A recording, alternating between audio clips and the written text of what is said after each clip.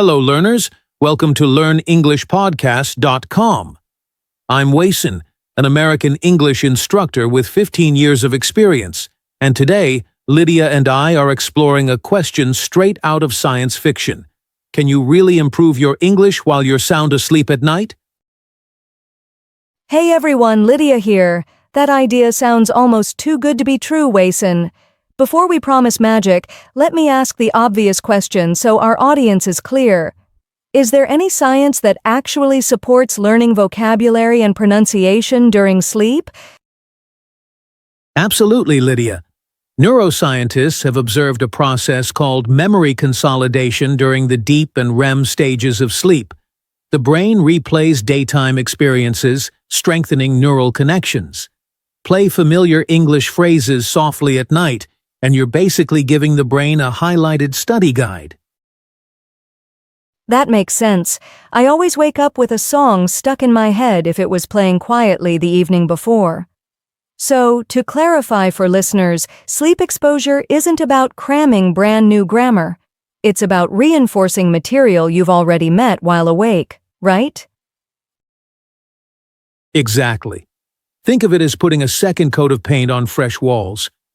During the day, you actively practice phrases like, "Could you point me to the nearest subway station?" Then, during sleep, the same sentence loops gently, sealing the pronunciation into long-term memory.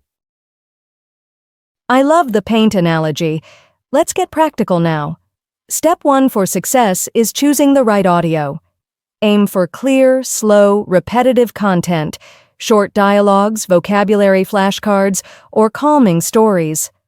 Skip blockbuster movies, whispering explosions. Stick with everyday American conversations about coffee orders or gym memberships.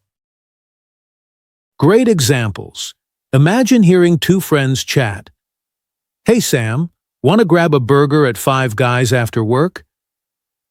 That ordinary rhythm trains your ear far better than abstract textbook lists, because you connect words to real situations Americans face daily. The second step is creating a sleep-friendly environment. Keep the volume at a whisper, about the level of distant rainfall, and set a 90-minute timer so the track shuts off before it disturbs deep sleep. Comfort equals better retention and happier mornings. Devices matter too. If earbuds hurt, use a flat pillow speaker or a soft headband with Bluetooth. I personally like bone conduction headbands because I can roll over without tangling wires, and my wife doesn't wake up to my grammar drills. Listeners frequently ask whether white noise interferes with English audio. Light background sounds like ocean waves can actually help by masking sudden car horns, letting the language track remain clear while your body stays relaxed. Just keep your English louder than the surf. Let's bust a myth. Sleep learning alone will not make you fluent by the weekend. It is the protein shake after a workout, not the workout itself. Daytime practice, speaking aloud, writing paragraphs, shadowing dialogues, is still the main engine of progress. Exactly. So here's our recommended routine. In the evening, study 10 travel phrases. Where's the nearest ATM? Or, could I get the check, please? Say each aloud twice, then cue the same audio loop while sleeping to reinforce rhythm and intonation. Next morning, test yourself while making breakfast. Try recalling the phrases without looking. If you hesitate, jot them on sticky notes and read them once more. That quick retrieval exercise is like pressing the save button on your mental hard drive. Another cool idea is keeping a bedside notepad. The moment you wake, write down any English words floating in your thoughts. Even if it's just latte or umbrella, celebrate it. Tracking small wins builds momentum and shows the method is working. For skeptics, let's reference concrete data.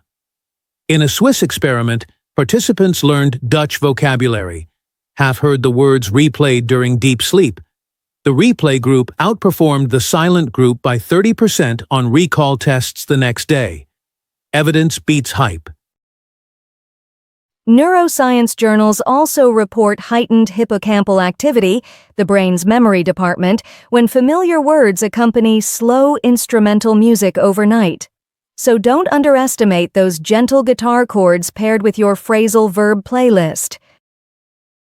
Before we continue, quick reminder, you're watching a video on learnenglishpodcast.com.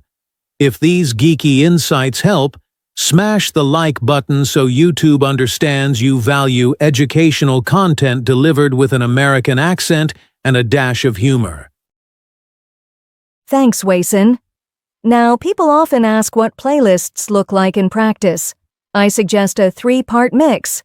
First, 2 minutes of greetings like, "Hi, nice to meet you." Second, 5 minutes of vocabulary flashcards. And third, a slow story with everyday slang. Storytime sells. Picture a narrator describing a Saturday farmer's market. Sunlight poured over heaps of sweet peaches. Neighbors chatted about baseball scores. A barista poured cold brew. Vivid yet simple sentences showcase descriptive adjectives and past tense verbs American speakers love. Speaking of verbs, let's slip in a quick usage example for our audience. The verb to grab in American English often replaces to get. For instance, let's grab lunch or grab your jacket. If you repeat that overnight, you'll grab it naturally tomorrow. Nice pun. Another high-frequency phrase is, "I'm good," meaning no thanks. Example, a waiter offers dessert and you reply, "I'm good." Include practical chunks like that because fluency relies on chunks, not isolated words. Let's pivot to common mistakes so learners avoid potholes. Number 1, volume too loud. If your bed vibrates like a concert subwoofer, your brain focuses on staying asleep, not absorbing language. Whisper-level audio wins every time. Number 2, marathon playlists playing until sunrise. After 90 minutes, benefits plateau and disruption risk rises. Set an automatic stop or use apps like Sleep Timer to fade out gracefully. Number 3, using content you haven't studied. If you loop advanced legal vocabulary without context, it flies over your dreaming head. Stick with material you reviewed earlier so your subconscious tags it as meaningful. Number 4, poor audio quality. If the recording crackles or the speaker mumbles, you'll memorize garbage. Invest in crisp, native recordings. Blessedly, you can download ours free from learnenglishpodcast.com. Success stories keep motivation high. Emma from Seattle paired nighttime listening with morning shadowing exercises. In 8 weeks, her TOEFL listening jumped from 21 to 26. She said, repeating, "Could you clarify that?" 100 times made meetings smoother. Another example is Carlos in Miami, juggling 2 jobs.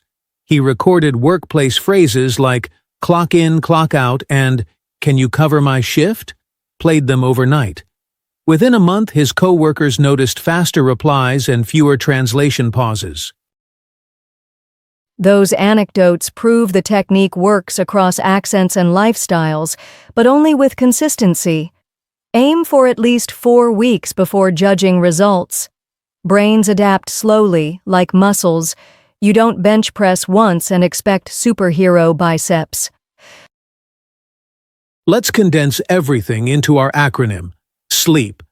S stands for Select Familiar Content. L for Low Volume. E for Environment Comfortable. E for Evaluate Progress each morning. P for Persist over time. Put that on your phone wallpaper tonight. Great mnemonic. Listeners, grab a sticky note and write SLEEP with a blue Sharpie. Blue aids memory according to color psychology studies. Place it on the nightstand so you see it right before pressing play.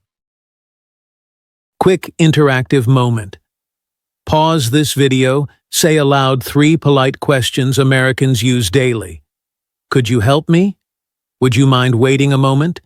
And can I grab you anything?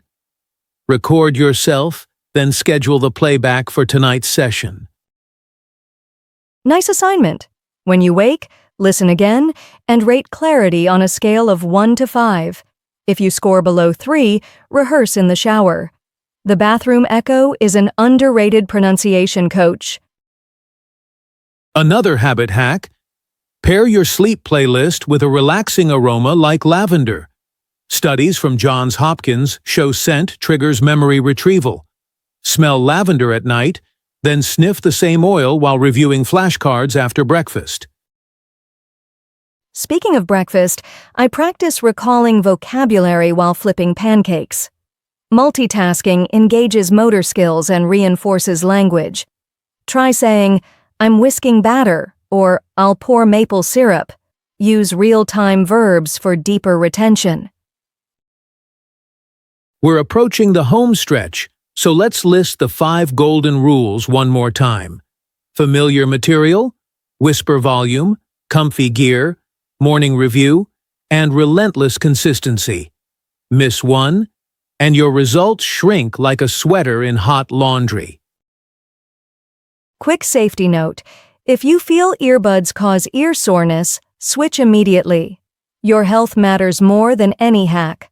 Also, avoid sleeping with devices that overheat. Choose gear certified for overnight use.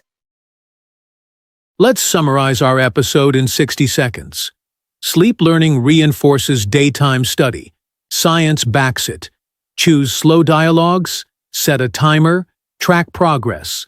Avoid loud or unfamiliar content, celebrate small wins, and above all, stick with the plan for at least a month. Perfect recap. If you want ready-made playlists, visit learnenglishpodcast.com. We've posted free MP3s, including everyday restaurant dialogues and pronunciation drills voiced by native speakers from California and New York. All right, learners, it's time for our official challenge. Tonight, loop the phrase, "Excuse me, could you take a picture of us?" along with its answer, "Sure, just press this button," and tomorrow ask a friend to test you in real life. Share your experience in the comments. Did you nail the pronunciation or stumble? Either way, posting publicly boosts accountability and helps fellow learners see real-world progress, not polished marketing claims. Remember, every subscription fuels new episodes, so before you close this tab, hit subscribe and ring the notification bell. LearnEnglishPodcast.com is committed to giving you actionable, research-based strategies you can trust. And if you're feeling generous, tap the thumbs up icon, share.